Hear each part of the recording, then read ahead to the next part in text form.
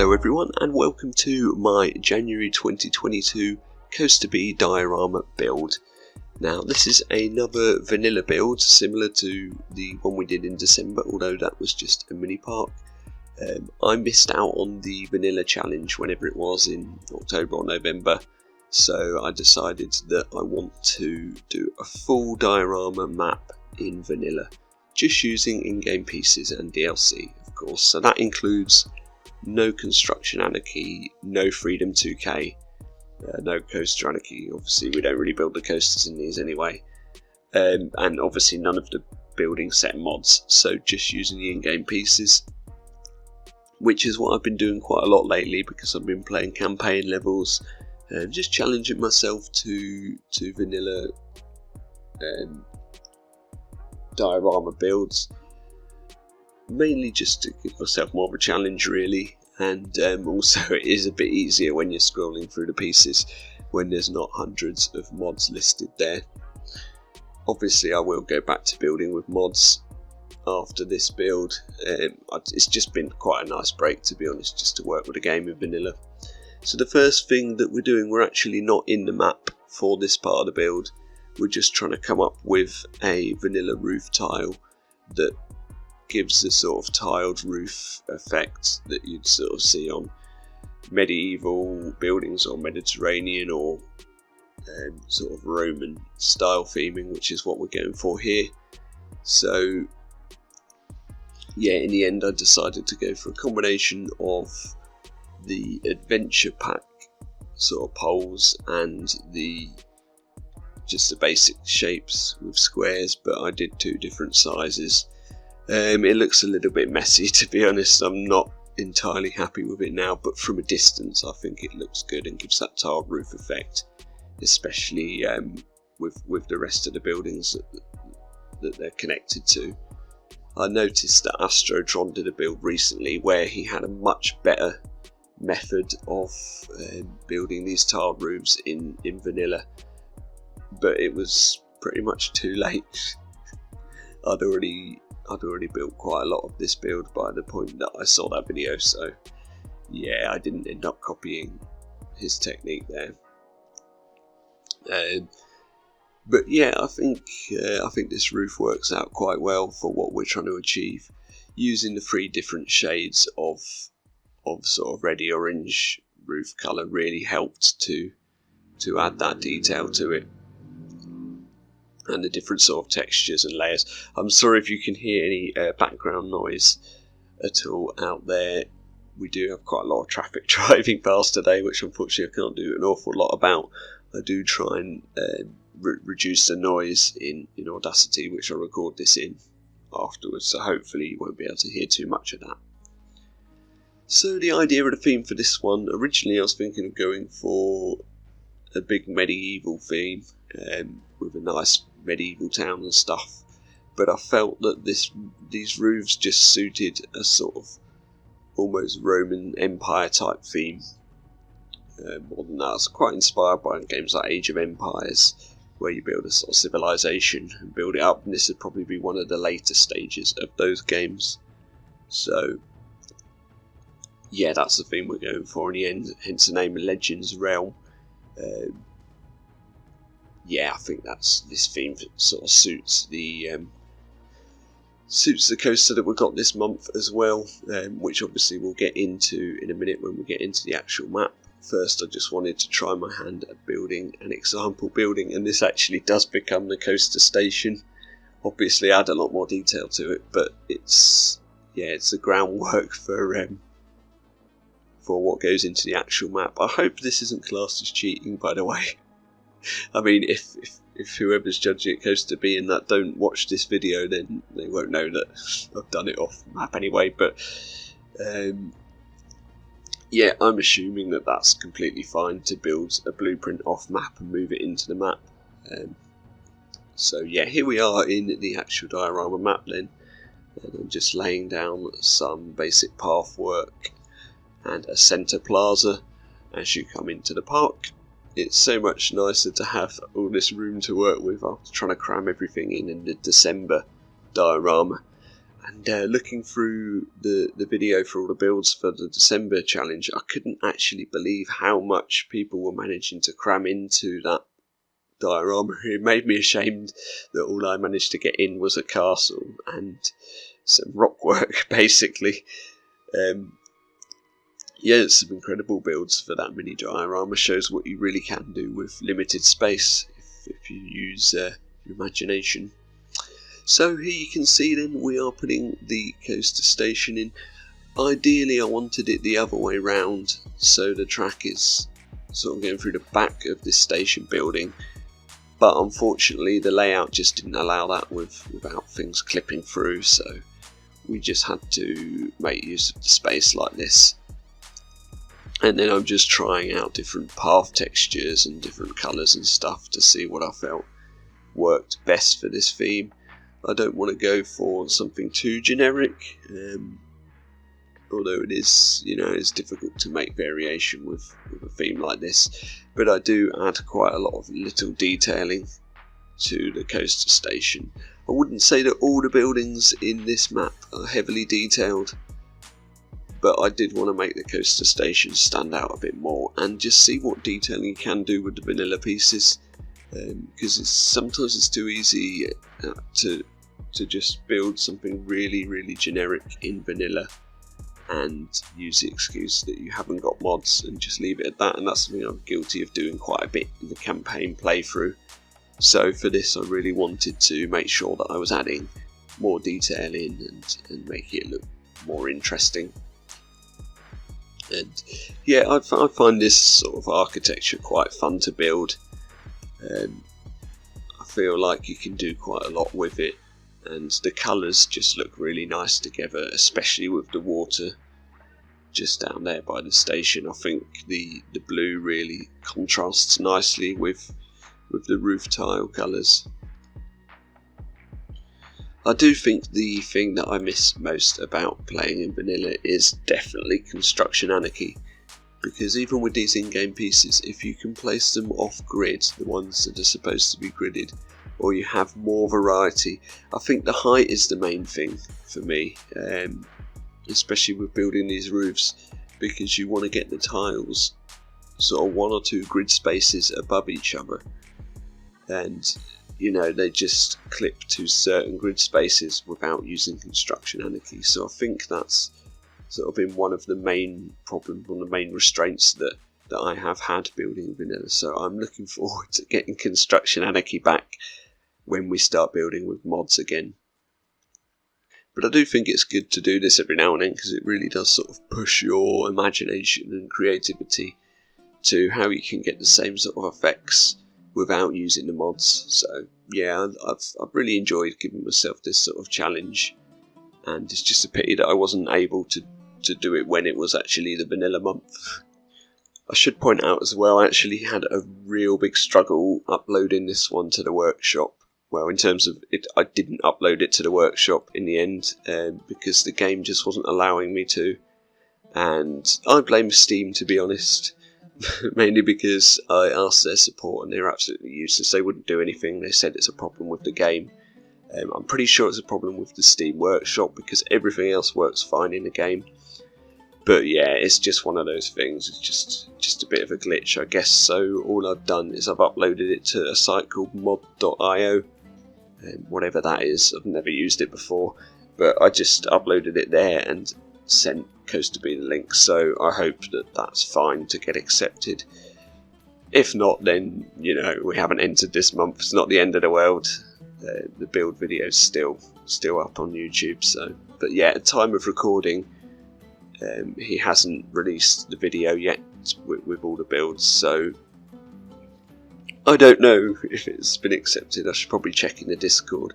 I'm actually really bad for going on Discord, and I do apologise to everyone. I'm not as antisocial as you might think. I just never get round to doing it. I actually live quite a busy lifestyle, and sometimes, unfortunately, gaming and sort of the gaming community does have to take a bit of a back seat. But I try and get in Parkitect as much as possible, especially in the winter when the weather's a bit crap and there's nothing really to do other than play games. Here I sort of cheated myself a bit there, because I just noticed I had a blueprint of ready-made lovely tiled roofs, but then I realised that I can't use that because they would have been made using Construction Anarchy, and even though I haven't got the mod enabled, you're still able to bring in blueprints that you've made with that mod, if that makes sense. So yeah, I just wanted to see what they look like, to be honest, because I built them ages ago. And it just shows how much Construction Anarchy really makes your life easier in this game. So here you can see I'm doing some of the detailing with the coaster station, mainly using the adventure pieces, because they work quite well as a Roman theme, just sinking them in a bit, and then you get that nice sort of textured detail, like it's all been sculpted out, which I think is really cool. I mean, the Romans, you've got to hand it to them, they were fantastic builders for their time. They really were. As much like I know nothing about history, it's just not my sort of topic at all. But yeah, I think they really started sort of building towns and cities as we know them today, with proper roads and everything. So here we're just doing a little bit of the lighting, trying to make sure that it looks reasonable at night.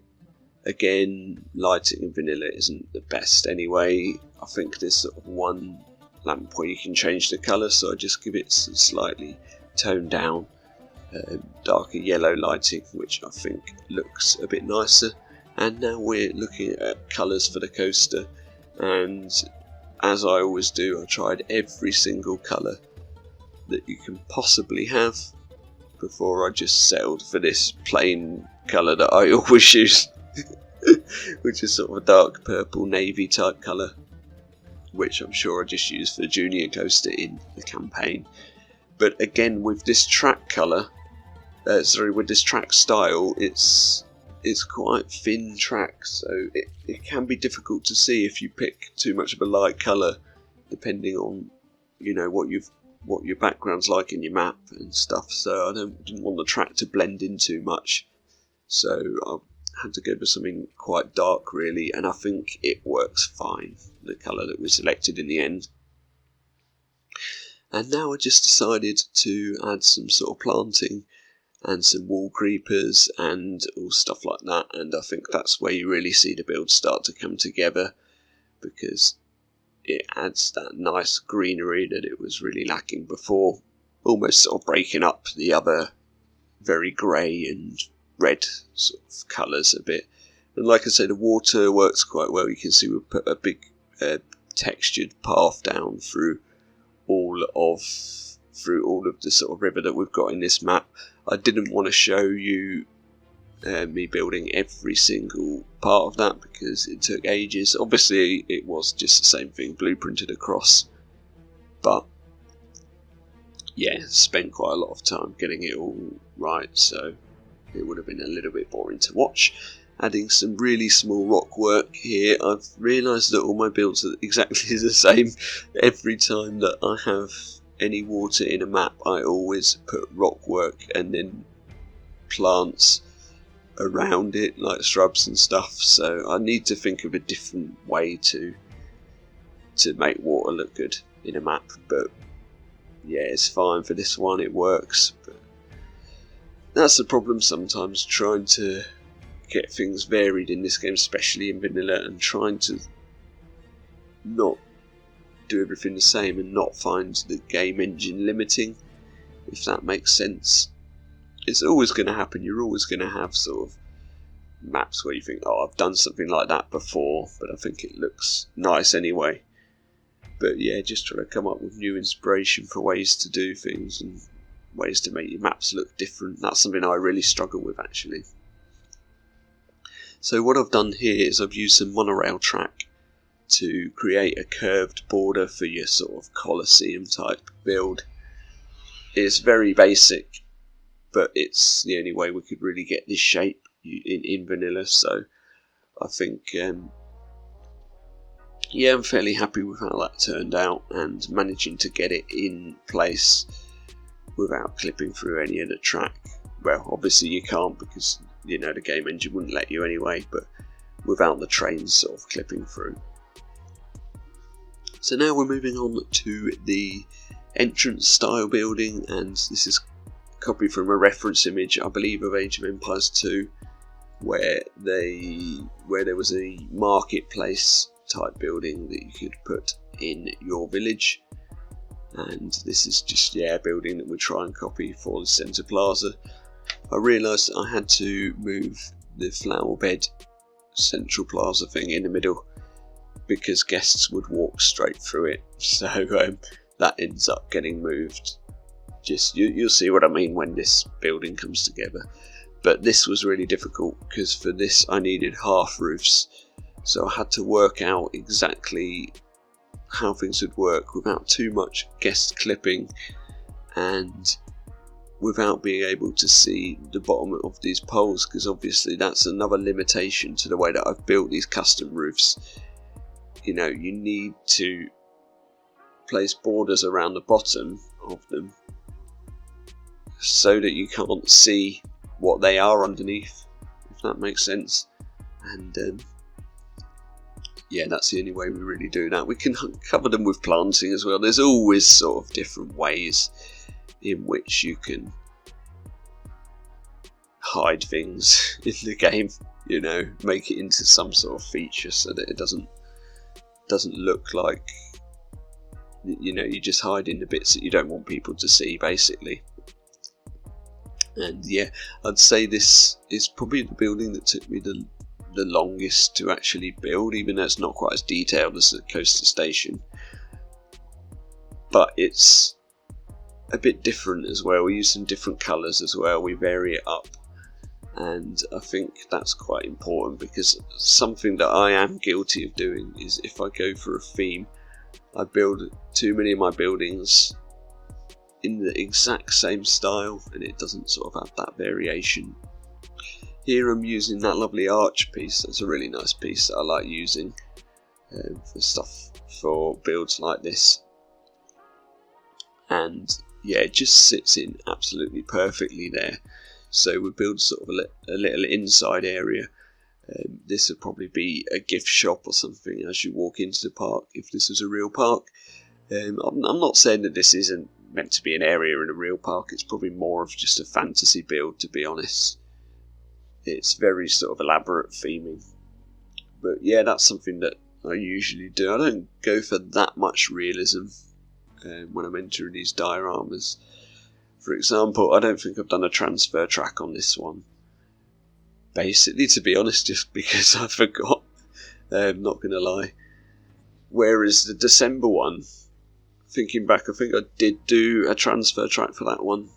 Whereas that probably would have been more suited to do one for this, because it's a bigger build and there's a lot more room. But whatever, we haven't put one in. It's not the end of the world. Obviously, they are just for aesthetics. They don't get used in the game. That's something that'd be really cool to include in a DLC. I don't know if it's something that they could work into this game engine, but I'd love to see a transfer track mod. And here is the last thing really I want to talk about.